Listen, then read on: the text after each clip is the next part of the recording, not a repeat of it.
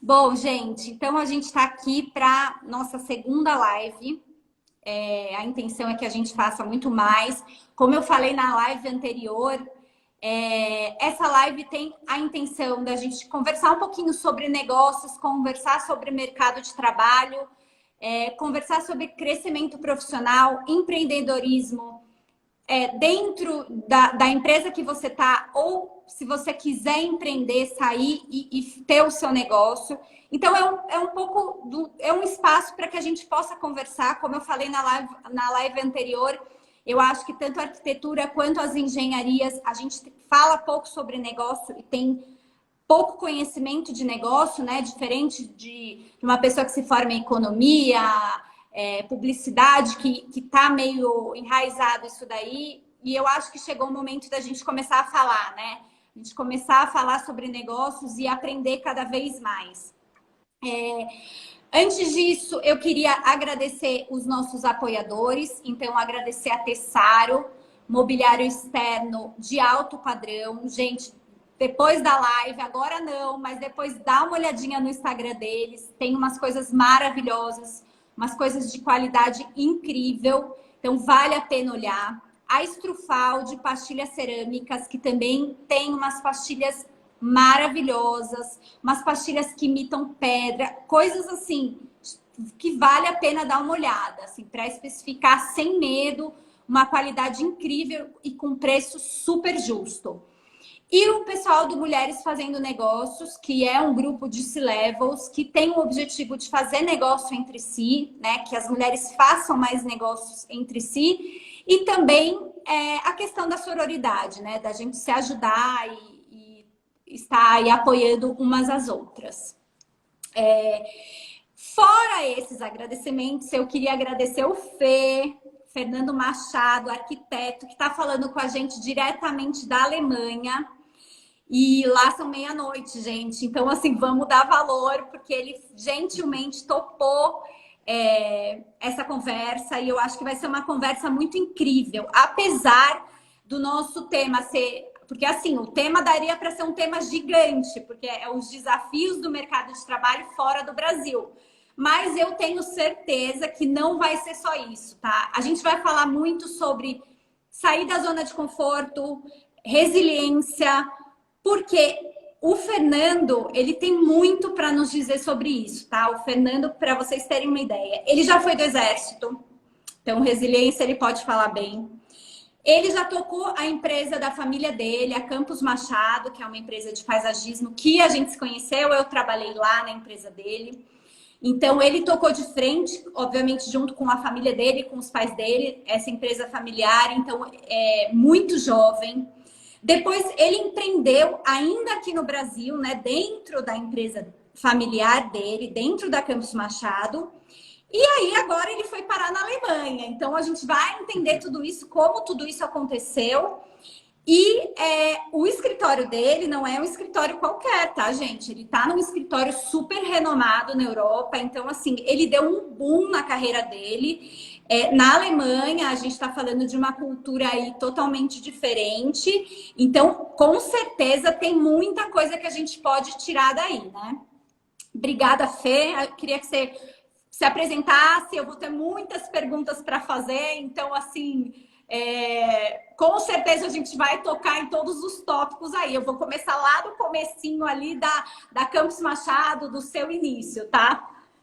Muito bem. Obrigado, Paula, mais uma vez pelo convite. Acho que foi... Agradeço também a flexibilidade, porque você tinha um outro horário para suas lives e flexibilizou para a gente poder fazer isso ainda em horário ativo, de certa forma, apesar daqui na Alemanha já ser amanhã, né? Acho que é importante, muito legal. Obrigado pelo convite mais uma vez. E acho que o tema é bastante nobre. A gente pode começar de forma, como você sugeriu, começar acho que do início, por cima de uma timeline. Acho que a gente vai preencher bons aspectos nessa noite de live. Então, Fê, eu sei assim, eu me lembro até, talvez, quando eu cheguei, você já tocava algumas partes, né? Algumas coisas da Campos Machado. E você era muito jovem, né? Eu me lembro que você era bem jovem. Eu também era super jovem, mas você, mas você é muito mais. Então, assim, o que eu queria...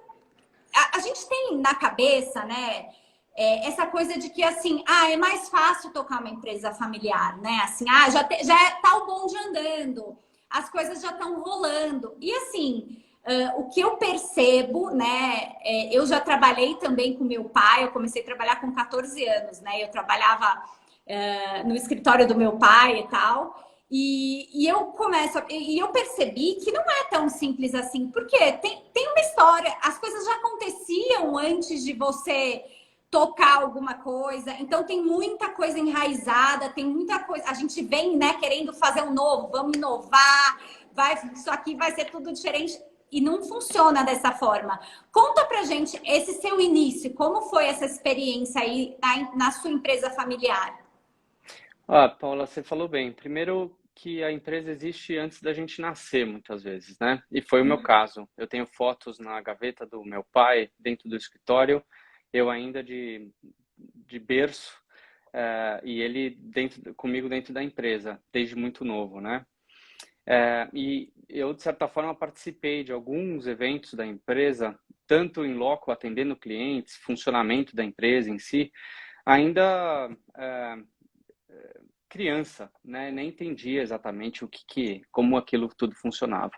É, Mais tarde, quando a gente está pronto, apto para de fato trabalhar, isso aconteceu para mim depois ainda do meu período no Exército.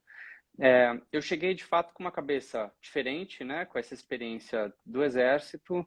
Depois, comecei a trabalhar nessa empresa de paisagismo antes de eu iniciar meu curso de arquitetura. Uhum.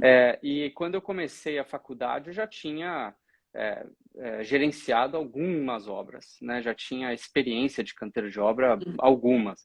E de criança, quando a gente aprende ainda nessa fase, ainda adolescente ou pré-adolescente, a gente aprende de um outro jeito. É muito diferente do que aprender na universidade. Então, eu lembro de sair com meu pai e ele na rua, passando de carro na rua, ele ia me ensinando o nome científico das espécies por saída. Então, tinha um sábado, a gente ia sair para ir ao mercado, ele me apresentava Fazia uma um espécie quiz. vegetal e falava, toda vez que aparecer agora essa espécie, aponta para o pai. E, e aí eu aprendi. Bom, de novo, antes de começar a faculdade de arquitetura, eu tinha uma biblioteca já de mais de 1.000 espécies vegetais pelo seu nome científico, tinha visitado e gerenciado algumas obras, e tinha conhecimento profundo de espécies vegetais, composição de arranjos e coisas do tipo. Quando eu começo a faculdade de arquitetura, depois, Isso com certeza para você te despertou o interesse pela arquitetura, né? Porque você tocava, eu me lembro de você sim. tocar obra muito de perto, assim, quando eu iniciei lá na Campus Machado, eu lembro de você indo para a obra comigo e tal. Então, assim, com certeza isso para você foi uma inspiração. Sem dúvida, claro.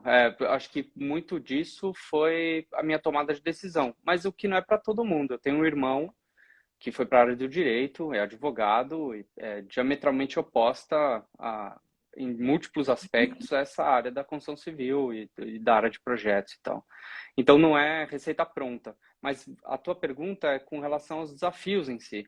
Primeiro tem quem não participa de uma empresa familiar tem normalmente essa expressão de que a empresa familiar é mais simples porque você, sendo da família, você está numa posição de gerenciamento, você é dono da empresa, né? Mas você enfrenta com outros aspectos. No meu caso, eu vou fazer um recorte muito da minha perspectiva, pelas janelas da minha caveira, né? É, Tem um conflito geracional. A Sim. empresa existia com outro nome, com outra configuração, mas existia antes de eu nascer. É natural que eu, chegando muito depois, com uma cabeça de uma outra geração, com novas informações universitárias ou de mercado. Isso se acentuou depois da faculdade, ainda quando eu fiz o meu MBA. Mas esses conflitos geracionais, as intenções de fazer as mudanças, os acessos todos, eram também muito cedo para mim. Eu era muito jovem, como você falou. Quando a gente se conheceu, eu tinha 21 anos e já tinha pelo menos umas 100, 120 obras executadas. É um volume Sim. enorme do ponto de vista técnico, mas ainda em termos de maturidade, imagina, Eu era o caçula de um time de engenheiros agrônomos, engenheiros florestais, de gente competente fazendo o trabalho, e eu estava ali como um gerente de um departamento por experiência vivida e não por formação, né? Então isso embala uma série de dificuldades, obviamente, mas é, emancipou-me nesse período, porque você se coloca no risco, você se vê diante de desafios que são maiores que você e você amadurece mais cedo, inevitavelmente. Sim. Porque precisa, não porque você quer, mas É porque necessário. precisa. É necessário. E dentro da Campus Machado, depois você empreendeu dentro da Campus Machado, né? Como é que foi essa transição, assim? E qual que era a demanda que você atendia para que você não conflitasse ali, né? Você não ficasse competindo com a Campus Machado, competindo com você mesmo, né? Como foi isso, assim? Olha, Pá, nós tivemos um cenário de, a partir do momento que eu comecei a estudar arquitetura, ficou claro para mim que eu tinha competências de projeto naquele momento. E a empresa não oferecia esse trabalho de forma consistente. Era uma coisa acessória à execução Uhum. dos trabalhos, né? Era uma empresa bastante voltada à execução de áreas verdes. Então a gente fazia reflorestamento, fazia plantio de jardins, fazia manutenção das áreas, mas não efetivamente projetos de áreas externas, como eu assistia nas minhas noites universitárias, né, na universidade.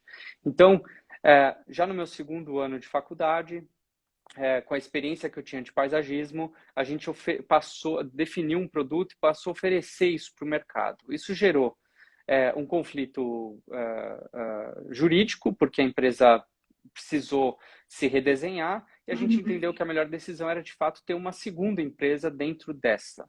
E essa segunda empresa era focada no desenvolvimento de projetos. Aí nasceu, de fato, a minha configuração jurídica. Nasceu ali meu CNPJ.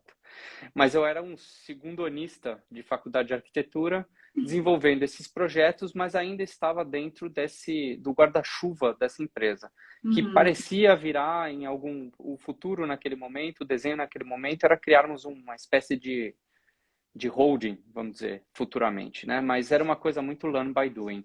A gente começou a experimentar o formato de desenvolvimento de projetos e o começo disso, na verdade, onde a gente achou que essa empresa teria desdobramentos, evolução, isso desenhou depois uma divisão da empresa, porque as disciplinas de projeto, muito embora parecessem correlatas às áreas executivas, elas se mostraram, com o passar dos anos, na verdade, pontos de cisão. Porque quando você fala de paisagismo, Uhum. no Brasil se tem essa perspectiva do jardim.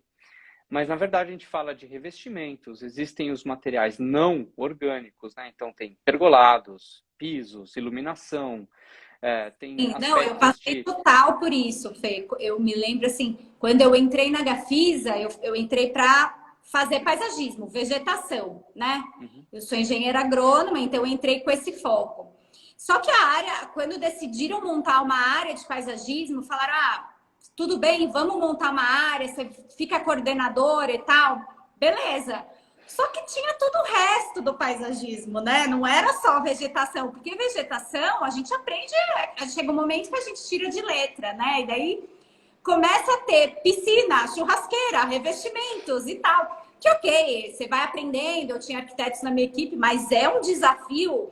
E é um desafio também colocar na cabeça das pessoas que o paisagismo é área externa. Até hoje, meu marido, eu falo para ele, então, porque... mas essa churrasqueira foi vocês que fizeram? Sim, a gente faz paisagismo, é área externa, então tem ainda esse conflito.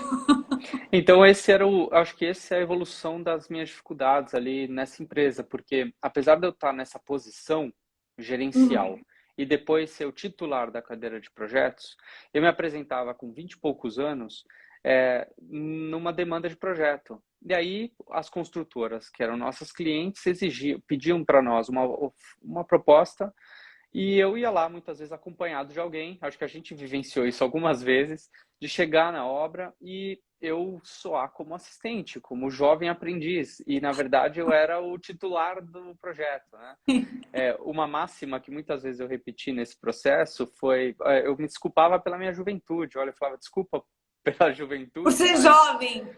mas é comigo que você vai falar.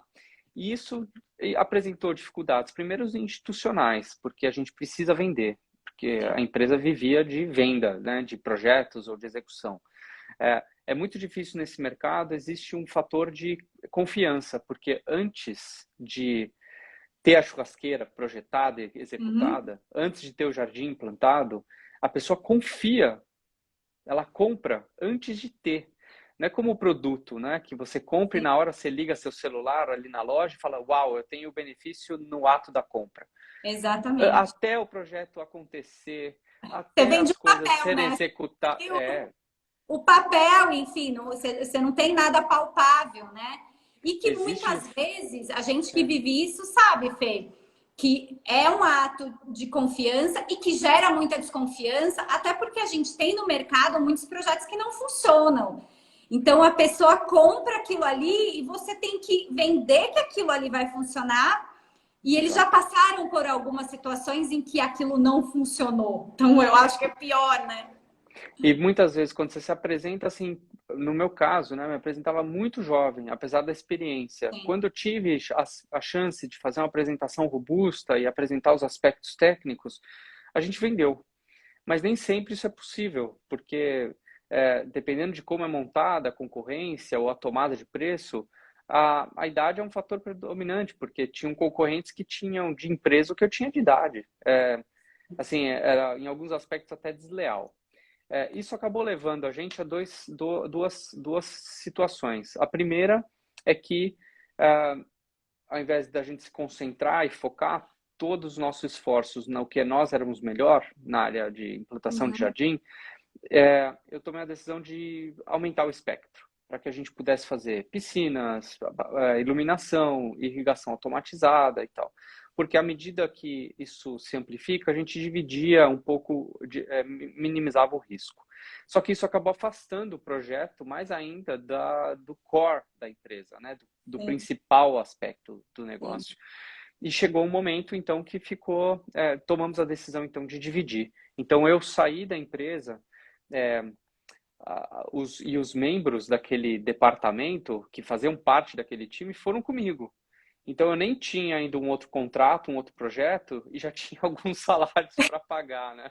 É que o empreender é muito isso, né? Você tem que ter uma confiança no que você está vendendo, né? E confiança de que, ok, tem um planejamento, obviamente, né? A gente tem todo um planejamento. Eu já começo agora, setembro, outubro, fazer meu planejamento para o ano que vem. Mas com certeza você tem que ter a confiança de que, ok, a gente está seguindo esse fluxo e esse fluxo vai continuar, porque tem o salário, eu tenho uma folha, eu tenho, né, contas para pagar. Então, assim, o que para uma pessoa muito jovem, né? Porque você começou tudo jovem, né, Fê? Eu me lembro que você era professora ainda na faculdade, né? Você ajudava, tipo, uma tutoria, né, que você fazia. Então, Exato. assim, empreendeu muito jovem, eu acho que tudo isso é muito pesado. Empreender é uma ciência que parece exata, mas nem sempre é. Então, Pelo é contrário, assustador, né? E você sabe que hoje, olhando para trás, essa história a gente está falando aqui de, sei lá, eu não posso falar alto, mas com mais de 10 anos, vou colocar assim, né? A gente está falando de mais ou menos 14, 15 anos atrás. Quando eu olho para trás, eu percebo que, tudo bem, eu tinha de fato engajamento, que me ajudou muito, mas é verdade que eu tinha mais coragem, por ser jovem, do que de Sim. fato competência. Porque, o desafio realmente era inevitável que qualquer idade, tudo bem que eu tinha um time muito mais maduro que eu, o que eu vendia eu não sabia entregar, mas tinha um time que entregaria, sabe? Faltava ali uma série de competências técnicas para mim, né, próprias, até de gerenciamento do negócio em si, Uhum. mas eu tinha um engajamento, uma devoção pelo projeto que me fez levar, que é o que você começou a dizer. A primeira palavra que você citou hoje nessa noite foi resiliência, que independente da adversidade, é prontidão para resolver os temas e o perigo de errar caro. Eu sabia que inevitavelmente, eu comecei a perceber que inevitavelmente eu erraria. O desafio era errar bem barato. Exato. É porque assim, a gente, né, e também era o seu nicho de mercado é um projeto de paisagismo que não é uma varanda de apartamento, que não é uma casa. Você está falando de empreendimento, você está falando de milhões, né? Você está falando de muito dinheiro. Então, realmente, esse erro, ele começa a ser assustador, né? Eu acho que é muito disso, assim, a gente tem que ter, na live anterior a gente falou muito sobre isso, tem que ter essa coisa assim, ok, a gente vai errar em algum momento e até depois, Fê, assim, né? Eu acho que hoje com a experiência você vê que coisas acontecem, erros acontecem, mas é muito da postura que você vai ter perante esses erros, né? A prontidão Exato. para resolver e tentar errar menos possível, né? Com o valor menor possível, porque Justo. realmente Exato. isso acontece, né? E você acha que foi por isso. Você sentiu essa dificuldade de empreender no Brasil, e eu acredito que em qualquer lugar seja parecido. Claro, a gente tem aqui nossos problemas fiscais, tem um monte de outros itens que talvez eu não tenha o conhecimento, mas talvez seja mais no Brasil do que em outros lugares, não sei te Uhum. dizer. Mas assim, você acha que a questão do empreender no Brasil para você não funcionou, né? Ou funcionou até certo momento por conta de uma imaturidade profissional, como você falou, não tinha tanta experiência e começou, né, uma demanda muito grande. Você acha que também foi a maturidade emocional? Porque, assim, para empreender, a gente precisa ter maturidade emocional até, né? Eu lembro que você, assim, não sei se isso permanece, mas você sempre foi muito perfeccionista, né? Uhum. Coisas muito corretas, tem que sair perfeito. Então, assim, tem momentos, né, que a obra é assim, você abandona, porque ela não acaba jamais. Então, Exato. você acha que isso foi uma coisa dura para você? Olha, acho que quando eu tomei a decisão, eu me vi em meio a vários, múltiplos aspectos, né? Um deles é essa dificuldade institucional, que era sempre, eu sempre percebia que antes de fazer a venda, poucos eram os clientes que entendiam o que estavam comprando. Então, esse esforço institucional de vender me colocava numa posição quase como professor, né? E não como profissional da área. Esse era um grande dificultador. Isso me frustrou por muitas vezes.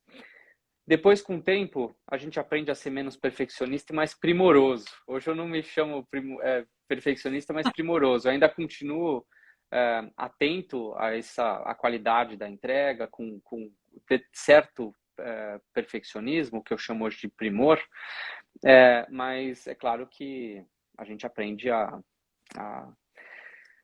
a chutar no gol, né? Com o tempo a gente aprende a chutar no gol, para falar assim, para usar a expressão um pouco técnica.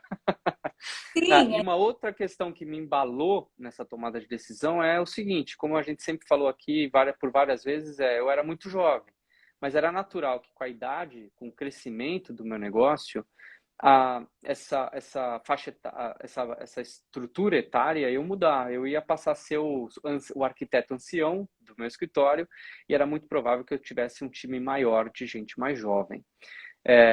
Quando eu fui convidado pela universidade em Bimorumbi a dar aula, eu primeiro recebi o convite com muito prazer, muito feliz pelo reconhecimento. E aí, quando eu cheguei na universidade e vi as lacunas de uma nova geração, né? Aquilo que a sala de aula enfrenta, os novos profissionais que vêm para o mercado e uma instituição muito preocupada, muitas vezes, uh, nos resultados, porque é uma empresa também. sim. E muitas vezes a educação, em alguns aspectos, secundário, assim, bastante secundário.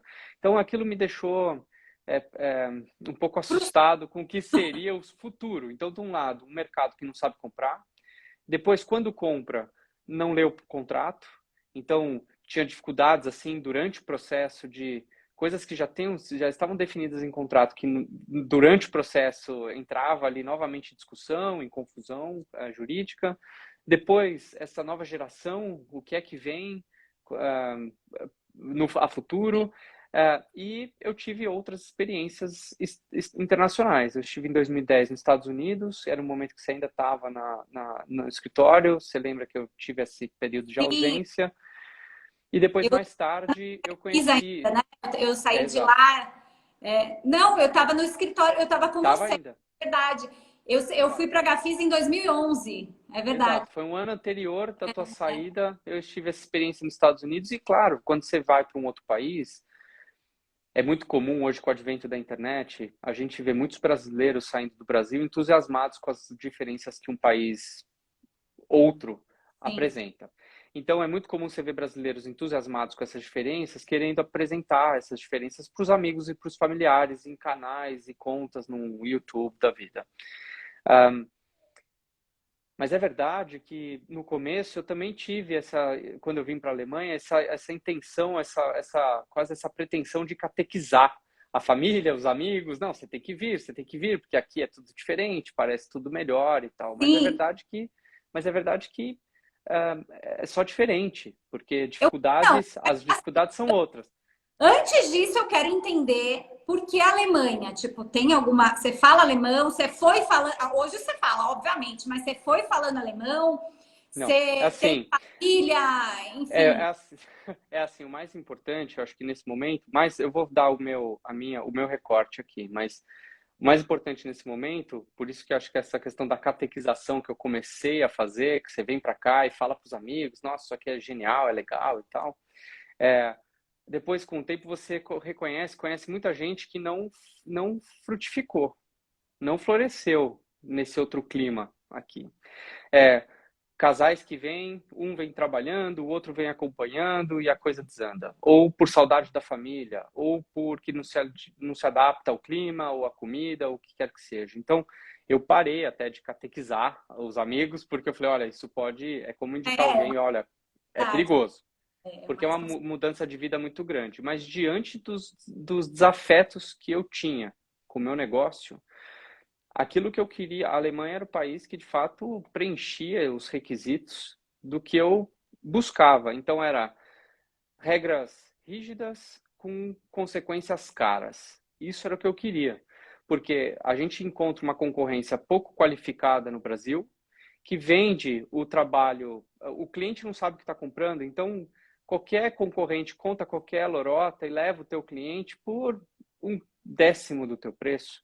E quando eu apresentava propostas, muitas vezes eu era chamado de maluco, porque eu pagava o software que eu usava, imagina, e a concorrência estava lá pirateando os programas, sabe? Efeitos dessa ordem. Então, como esses aspectos não geram consequência, e muitas vezes também, quando eu indicava um parceiro empreiteiro para executar uma casa que eu tinha feito projeto, o cliente muitas vezes corria para eu conheço um pedreiro, um primo e tal, porque na verdade ele estava fugindo de uma conhecida prática do mercado também, de indicar um empreiteiro e ganhar 10% por fora, ganhar tanto por fora. Então existe uma célula, um modelo de mercado um pouco corrupto, um pouco idôneo, que me Uhum. prejudicava assim diariamente. E eu não queria ceder, eu não queria deixar de pagar o software, eu não queria fazer nenhum conchavo com nenhum empreiteiro, e isso foi me saturando.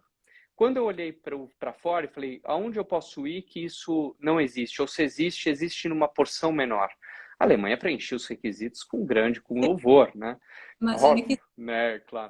E é claro que naquele momento eu ainda, hoje é diferente, mas naquele momento eu não contava com nenhuma cidadania europeia, não contava com nenhuma facilidade, não conhecia ninguém na Alemanha que pudesse me ajudar, mas basta você ir ao consulado, e isso eu estou dizendo agora para todos que estão aqui nos assistindo. Basta sim. você ir até o consulado, existem vistos específicos para procura de emprego, é, você precisa cumprir alguns requisitos, precisa depois verificar se a sua carreira, a sua profissão é regulamentada por algum órgão e também certificar quais são as dificuldades, os requisitos que esse órgão exige, mas é possível para quem quiser. Não é fácil, mas é possível.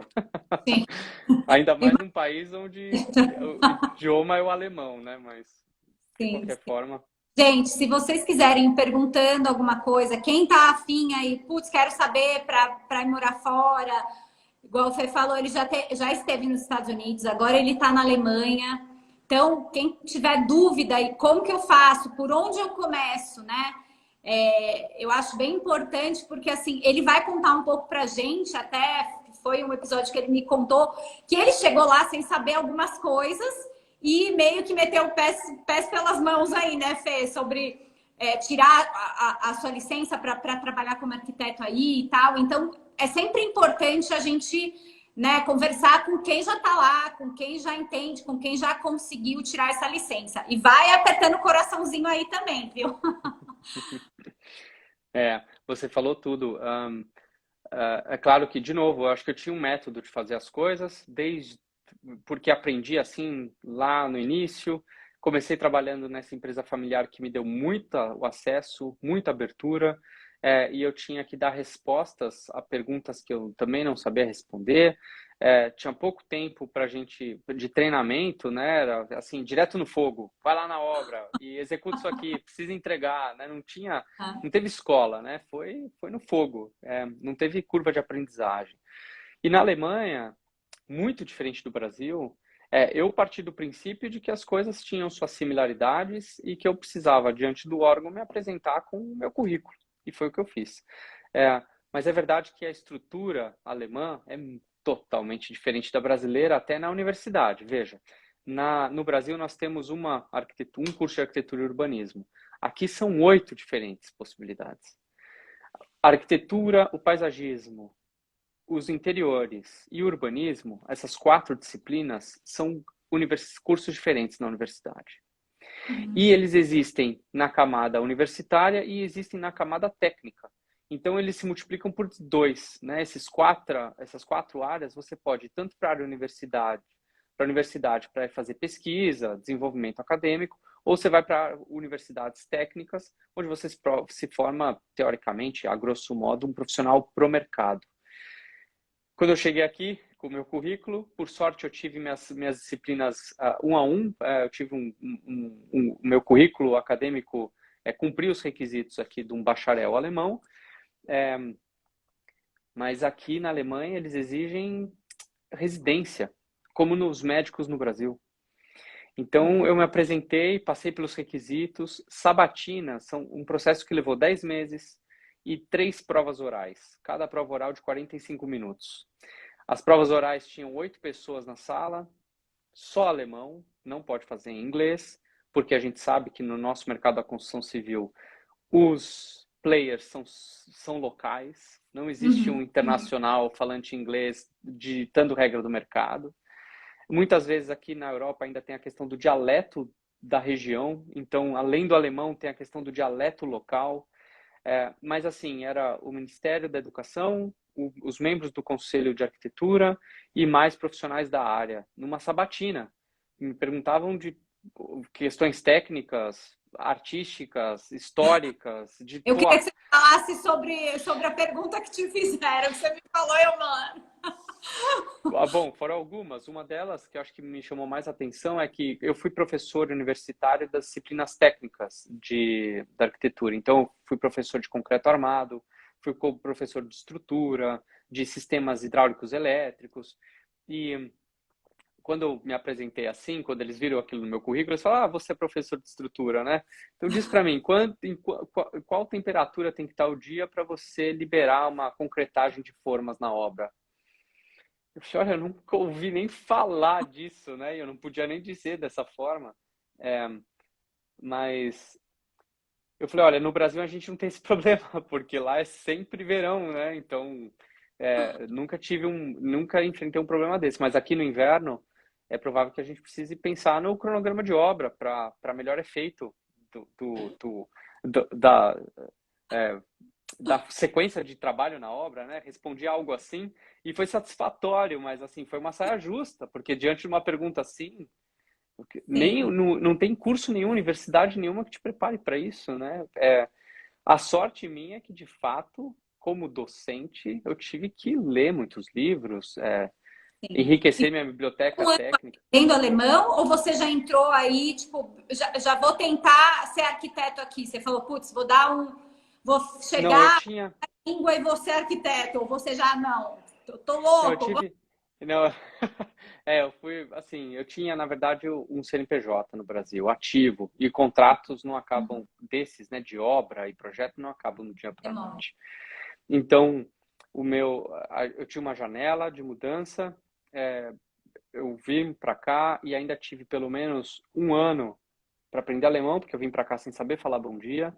E fiquei o meu primeiro ano em termos de adaptação, procura de emprego, estudando alemão e fazendo a minha organização técnica junto ao Conselho de Arquitetura. A grosso modo, né? Quando esse processo acabou, né, meu nível de alemão alcançou ali um nível intermediário satisfatório para ir para o mercado. E eu consegui fazer a minha validação de diploma no Conselho, na Câmara dos Arquitetos. E consegui minha primeira posição. Eu tinha um ano e alguns meses de Alemanha, e aí eu comecei. Mas ainda ali, até o meu terceiro ano, quarto ano de Alemanha, praticamente, eu tinha ainda uma relação muito ativa com o Brasil. Ou com contratos próprios, com clientes que ainda perduram. Eu fiz muitas perícias, por exemplo, em processos judiciais. Tem processos que até hoje estão ativos, porque levam tempo, e eu sou o perito assistente técnico e ainda participo disso. Por sorte, a pandemia ainda viabilizou essas audiências online e tal. Então, algumas coisas acontecem até hoje, mas ainda o corona trouxe a possibilidade de fazer isso online, mas eu voei muito para o Brasil no início em razão disso, né? Mas Então, eu vim você aqui com... transição, né? De você atendendo coisas aqui ainda e tendo tempo aí para aprender o alemão para entrar no mercado. O escritório que você trabalha, eu queria que você contasse um pouco. Gente, ele trabalha num escritório ranqueado na Alemanha. Ele vai contar pra gente, né? Na Alemanha tem um ranking, na Europa tem um ranking, né? E esse Exato. escritório, ele é ranqueado na Europa, então é um escritório super renomado. Então, teve toda essa trajetória aí que a gente foi falando pingado e foi falando um pouco para trazer um panorama aí. E a gente, quem quiser morar fora, vê, putz, é difícil, tem que sair da zona de conforto, tem que ter a resiliência, como a gente falou, mas é possível, né? Hoje, o Fê tá aí de vento em polpa. Conta aí pra gente, Fê, do escritório que trabalha. Esse não foi o primeiro escritório onde eu comecei, mas eu tive uma experiência anterior, mas esse é o período mais longo de atividade que eu tenho aqui na Alemanha. Já são quase 4 anos e meio de atividade na ARP, que é um escritório de arquitetos associados. São 8 sócios principais e eu faço parte do time de líderes de projeto, que é a segunda camada dentro da empresa. Nós somos 100 arquitetos, às vezes um pouco mais, às vezes um pouco menos, pela flutuação, né? 100 pessoas, tem alguma movimentação inevitável. Mas nós somos num dos rankings mais respeitados aqui da Alemanha, que é o ranking dos projetos de concurso, né? Onde os arquitetos, os principais escritórios são convidados para desenvolver projetos relevantes. Nós somos o 18º escritório aqui. Tem uma predominância de escritórios de língua alemã, porque a língua alemã é o idioma mais falado na Europa. Isso é uma coisa que eu aprendi só depois de chegar aqui. Porque Luxemburgo, uma parte da Bélgica, a Alemanha toda, a Áustria e a Suíça são países de língua alemã. E os seus vizinhos imediatos têm muita influência do idioma alemão, né? E então existe nesse ranking uma predominância no topo da lista assim, de escritórios de língua alemã, mas nós somos o 18º colocado pelo segundo ano consecutivo, conseguimos ali proteger a nossa posição, porque é extremamente concorrido. Hoje eu ocupo, E como eu aonde disse, é o escritório? Onde que fica o seu ele escritório? fica, ele fica na cidade de Stuttgart, que é a capital de Baden-Württemberg. O Brasil conhece muito a cidade de Munique, a capital da Uhum. Baviera, que é um estado vizinho, à direita, e à esquerda da Baviera nós temos Baden-Württemberg, onde a capital é Stuttgart, que é a cidade da Mercedes-Benz, é a cidade da Porsche, é a cidade da Bosch, são empresas internacionalmente conhecidas e que nasceram na cidade de Stuttgart. A Maria está perguntando qual que é o local da residência, né? Que o alemão mais curte, assim, qual que é a cidade mais residencial aí da Alemanha? tem a ver acredito que tem a ver também com a questão do clima, né? Lugares um pouco mais quentes ou não, não tem nada a ver, é tudo frio. Ah, bom, aqui tem uma questão muito. A Alemanha foi muito dividida. A Alemanha, do jeito que a gente conhece, ela é muito recente, Uhum. né? A paz na Europa é exceção, né? É um continente de muitos conflitos e guerras. Antes da Prússia eram muitos reinos, a Prússia ainda não era unificada, era só uma reunião desses reinos, então é muito comum você ter as pessoas que nascem numa determinada cidade, fundam seus negócios e permanecem na cidade E até eles ficam, são entendi. muito regionalistas. Regionais. Tem uma diferença muito clara entre o sul e o norte, porque o sul é fazedor de vinho e o norte é fazedor de cervejas. Então tem uma diferença até cultural, assim, as pessoas no sul são mais fechadas, no norte são mais abertas. Então existe muito para o brasileiro um desejo, um interesse, primeiro em estar em grandes capitais, porque tem mais estrangeiros e você não encontra aquele alemão mais fechado e mais difícil de ter um acesso social a ele. Mas eu cheguei aqui querendo falar alemão o mais rápido possível para respeitar a cultura deles e me integrar o mais rápido que eu pudesse. E isso só me ajudou nesse processo, né? Nesses 4 anos e meio aqui na ARP, eu tive um crescimento assim vertiginoso, subi pelo lado mais íngreme da montanha. É claro que eu já tinha bastante experiência e foi só uma questão de me adaptar com o idioma e escrever melhor e falar melhor para encontrar o meu lugar. Hoje eu tenho um time internacional, eu sou o único líder de projeto estrangeiro na empresa e Muito bom. então pelo meu fato de ser o fato de eu ser estrangeiro, eu também centralizei boa parte dos estrangeiros no meu time. Então tenho chineses, tenho russos, tenho alemães, tenho brasileiros também no meu time. Eram dois, agora somos um. Tem um brasileiro E no meu time. como lá, Fê? São divididos por área, sei lá, residencial? Como que funciona Exato. esse? E qual O, que é o seu know-how ali dentro, né? eu tenho um MBA em arquitetura de hotéis, que foi o que me Uhum. validou, assim, eu acho que aumentou muito o meu espectro como arquiteto, porque a arquitetura de hotel, hospital e aeroportos são concorrentes no topo da lista, porque no hotel você faz marina, você faz centro esportivo, você faz de tudo, restaurante, é um complexo de aspectos de projeto. E então, em razão dessa minha vocação ali técnica e da minha formação MBA, eu fui para a área residencial de hotéis e escolas e Kindergarten, que são jardins de infância, né? Uhum. Então, são as creches aqui, vamos dizer. Sim. Desculpa, a tradução às vezes é difícil. Mas esse é o departamento que eu estou, mas o escritório faz todas as áreas da arquitetura. Então, nós temos arquitetura, a parte de arquitetura a gente fala que é de edifícios, então tem o time de hospitais, tem o time de residencial, tem time de escritórios, edifícios comerciais, fábricas e tal. A minha área é, então, a residencial, escolas e hotéis. Existe também o urbanismo, porque aqui na Alemanha os desenhos urbanos, definição de zoneamento, são todos feitos pelas empresas e não pelo Estado. Então, o Estado contrata as empresas para desenvolver os mapas de zoneamento e tal. Então, a gente tem um time muito forte de urbanismo, que foi como o escritório nasceu, Uhum.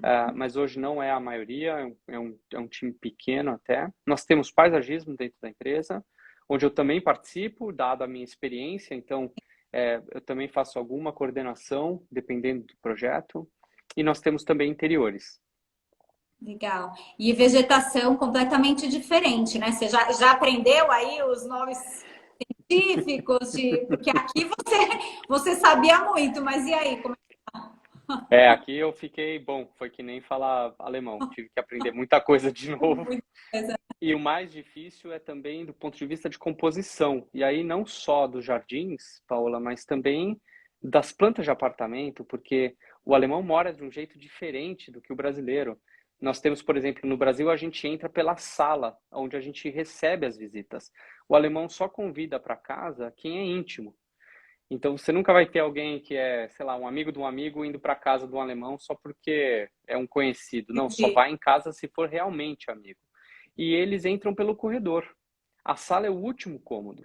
Então, eles entram pelos corredores, não tem lavabo, normalmente é um banheiro único, que é o banheiro da família, também acessado pela visita. Então, existe um formato de família, de gerenciamento familiar, né, econômico até, porque aqui é incomum você ter empregada, doméstica em casa, é incomum você ter serviços, né, como portaria ou coisas desse tipo. Então, você é muito fazedor desses serviços acessórios que no Brasil você, morando no condomínio, você tem determinados serviços incluídos no condomínio que você nem considera. Uhum. Mas aqui, na verdade, faz parte. Você não vai querer ter vários banheiros porque você que vai ter que Vai limpar ter todos eles, né? Então é comum só ter um banheiro só, mais do que um, o alemão não compra o imóvel, porque é muito trabalhoso tomar conta desse apartamento.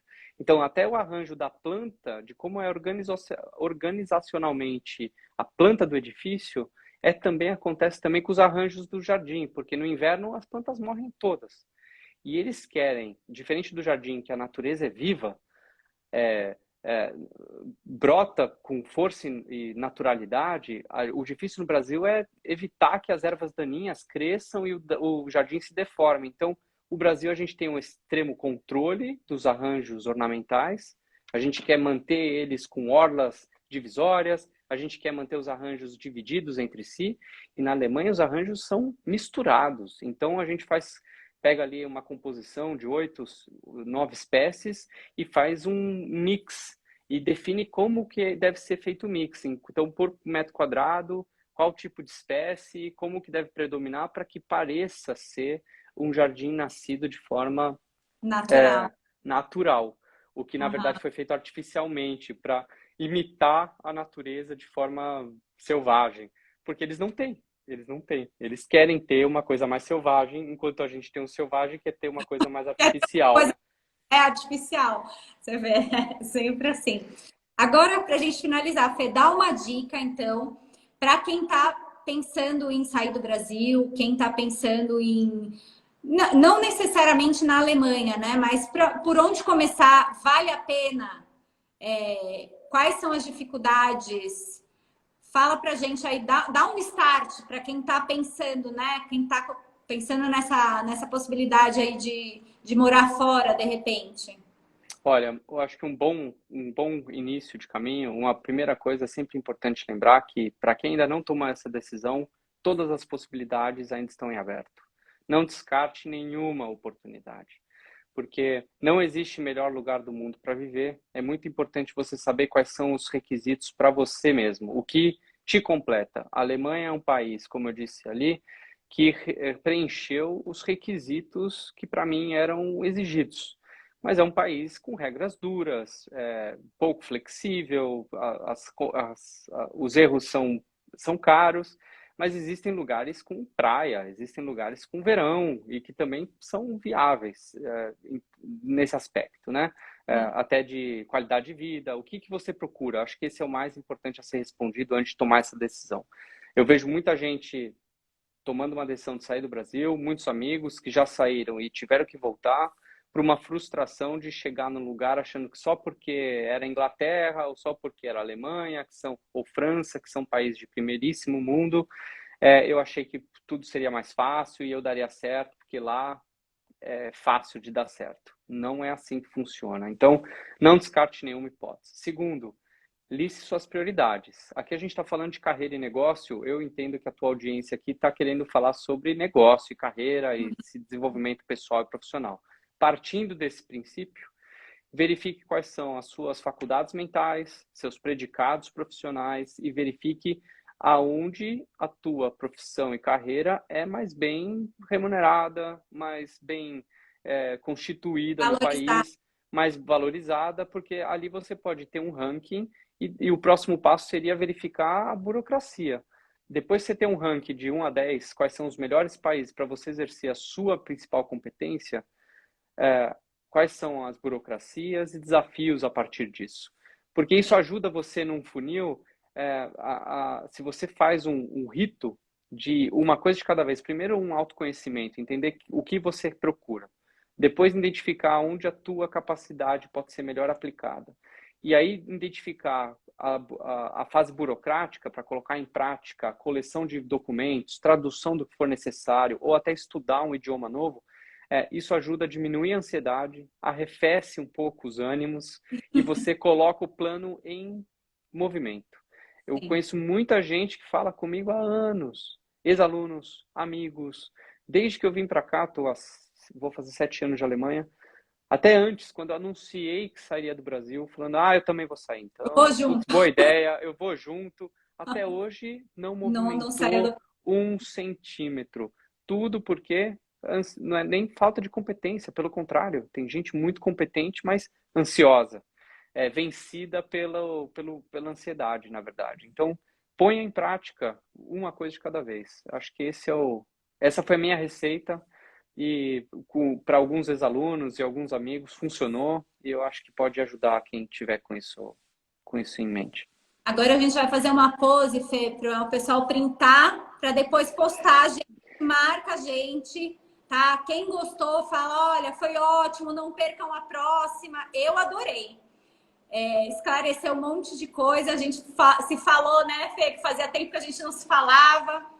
Exato, estávamos nos devendo esse bate-papo. É verdade, é verdade. Fizemos então, ele agora de forma aberta. Hora do print. Depois postem, marquem a gente. Eu queria agradecer a cada um de vocês que ficou com a gente até o final. Agradecer o Fê, que está lá quase 1 da manhã ou 1 da manhã nesse fuso da Alemanha, mas super disposto a falar com a gente, super disposto a participar. Então, eu te agradeço, Fê, pela sua participação, por se disponibilizar. Amanhã ele trabalha, né? Aqui é feriado, mas lá não é feriado. Olha só, é verdade. Então, assim, a gente está bem tranquilo aqui no feriadão, mas aí não vai ser, então eu te agradeço muito.